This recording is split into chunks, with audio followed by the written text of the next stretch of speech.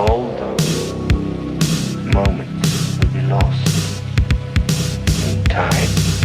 Hey guys, what's up and welcome back to my channel. So today we're going to talk about another case that honestly kind of elicited a little bit of a visceral reaction from me, and you'll understand why in a second. Get any kind of accoutrement you might need to deal with severe disgust, disappointment, despair, any other D word that applies. That sounds wrong. Washington man accused of hiding in 12-year-old girl's bedroom, sexually abusing her. Do you see why I said a visceral reaction? Zacharias Adrian Cavazos allegedly first met the girl on social media in December before traveling across state lines. A Washington man has been accused of committing a sex crime after allegedly secretly living in the bedroom of a 12-year-old girl for weeks and sexually abusing her during that time. I wanted to pause here, but my battery's dying and so is my will to live, so I guess I'll be right back. The sole concept of a grown-ass man hiding in a little girl's room is, first of all, my worst nightmare. It's my worst nightmare to have anyone hiding in my house, between the walls, whatever. The concept of a man being able to hide for an extended period of time in a young girl's room and abusing her during it, I just... First of all, I'm curious to know how he pulled that off, but also the first thought that I have is that girl must be so traumatized, right? Because you ideally should associate home with safety. So having this intruder, rapist, pedophile living essentially with you, I don't even know what to say to that. Zacharias Adrian Cavazos, 21, was charged with sexual abuse of a minor in U.S. District Court in Portland, according to the Oregonian. Cavazos allegedly first met the girl on social media in December, communicating with her via social media and text messaging before arranging in early February to travel from Washington to Oregon to meet the girl, according to the court documents obtained by the outlet. I love how they say they first communicated on social media. They communicated via social media on social media. They just keep saying that. I wish they would have said what platforms, to be honest, because if it were Snapchat, I wouldn't be surprised, considering Snapchat is kind of like the new Kick, but I would just want to know what platform, because maybe there's another platform that has a whole slew of pedophiles we need to be aware of. They met up at the Wild Horse Resort and Casino in Oregon, and Cavazos is alleged to have then moved into the girl's bedroom in her grandfather's home on the Umatilla Indian Reservation on February 10th, the outlet reports. I'm also curious as to how this 12-year-old girl managed to meet up with him, like, let alone social media. Yeah, there's only a certain amount that you can be monitored on social media by your parents, but to be let out to go somewhere, I mean, she could have lied and said she was meeting friends or something like that, but it's also very strange that she managed to kind of get there. I don't know. Maybe I'm just an overprotective person, but if I had a kid, I would never let the 12-year-old just go somewhere without me knowing exactly where they were and having somewhat of an eye on them too. Assistant U.S. Attorney Jennifer Martin said that Cavazos removed the slats from the girl's bed frame in order to routinely hide under her bed, in addition to hiding in the child's closet, according to the Oregonian. The child's grandfather said he discovered Cavazos in the bedroom more than a week later on February 25th, at which point he ordered Cavazos to leave. However, Cavazos is alleged to have clandestinely returned to the home sometime later and resumed living in the girl's bedroom until he was caught a second time on March 11th, Martin said. The creep factor of this story, obviously it's a tragic story that doesn't need to be said, but the creep factor of removing parts of the bed in order to hide under it so you can continue to live with and abuse a 12-year-old is, aside from the hiding in the closet, which is kind of ironic in this point because, you know, kids are always afraid that there's a monster in the closet, and this time there really was a monster in the closet, which is so sad. But I can't imagine the level of fear that 12-year-old must have endured, especially because this rapist living with her, and then, you know, if he's found and then comes back, she might even be afraid that he might get violent or like take it out on her, that he was caught by the grandfather. But it seems like maybe part of what was going on is that living with a grandfather, maybe he noticed less or heard less or whatever, which made the situation more possible. Not that I'm blaming the grandfather, I'm just saying that it makes more sense now as to maybe how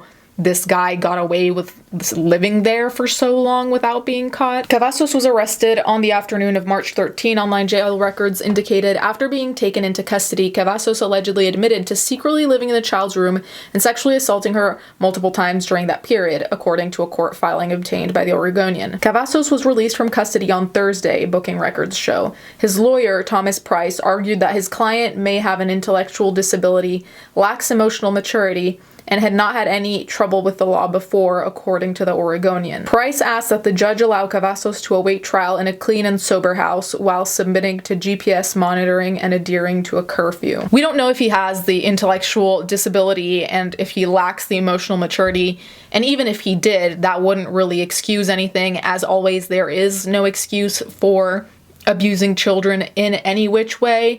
That being said, it also seems like it could be used as a very convenient way to get his client less time, because of course, if you say that your client didn't understand what they were doing or something like that, then of course there's going to be more leniency. He may have a mental disability and he may be lacking emotional maturity, but I have to say, the fact that he knew that he should be hiding, so he understood that he was in a situation he shouldn't have been in, so he knew he had to hide under the bed or he knew he had to hide in the closet. The fact that he found her via social media, found a way to meet up with her, and then decided to live with her secretly, all of these things seem pretty thought out. They don't seem just like you'd wing it.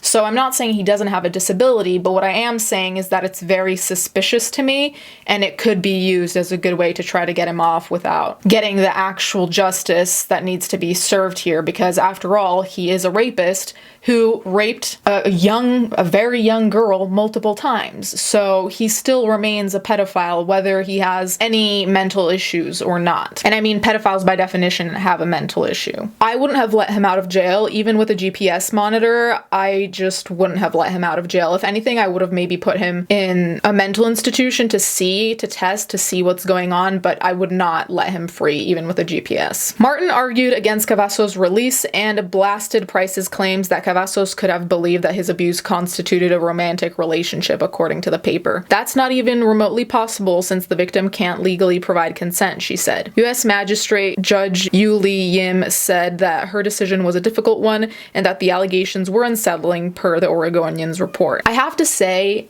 it is despicable to me, that Price tried to even claim that this was in any way a romantic relationship. Quick note, I know that the lawyer is saying that in the mind of his client, maybe the client thought that they were in a romantic relationship, but the fact that he would even bring that up as potentially valid is gross to me, because no judge would be like, oh yeah, definitely someone hiding under someone's bed of a 12-year-old lacks emotional maturity, but apparently can understand what a romantic relationship is.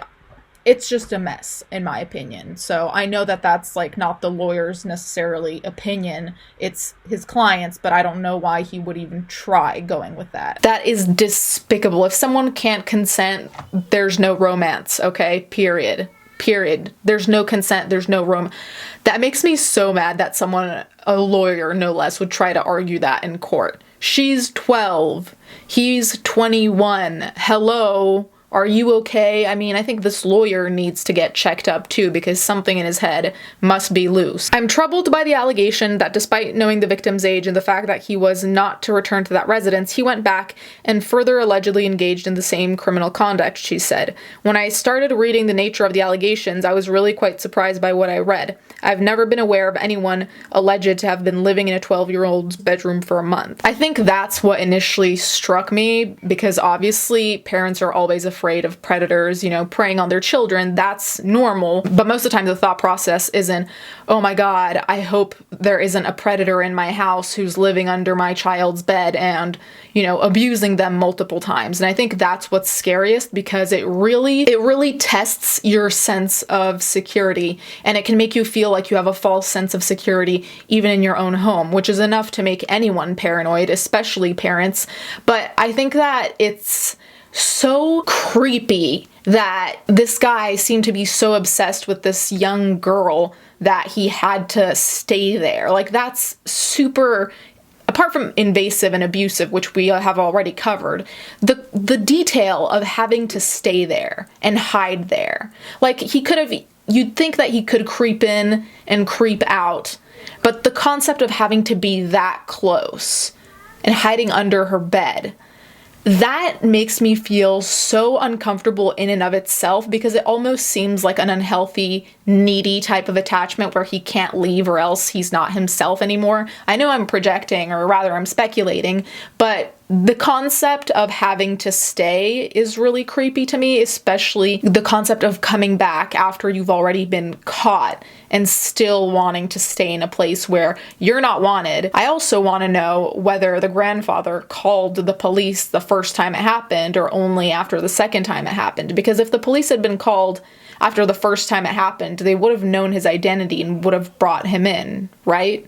So I'm kind of wondering, like, what the grandfather's role was here, like if he did his due diligence or whether he kind of just like shooed him away and was like, okay, case closed. This entire case really made me feel so nauseated and uncomfortable, more than others, I suppose, just because of the extra invasion of having someone literally in your house abusing you and not leaving you alone. Anyways, guys, let me know what you think in the comments down below. Thank you guys so much for watching. Thank you to my patrons as always, and I'll catch you guys next time.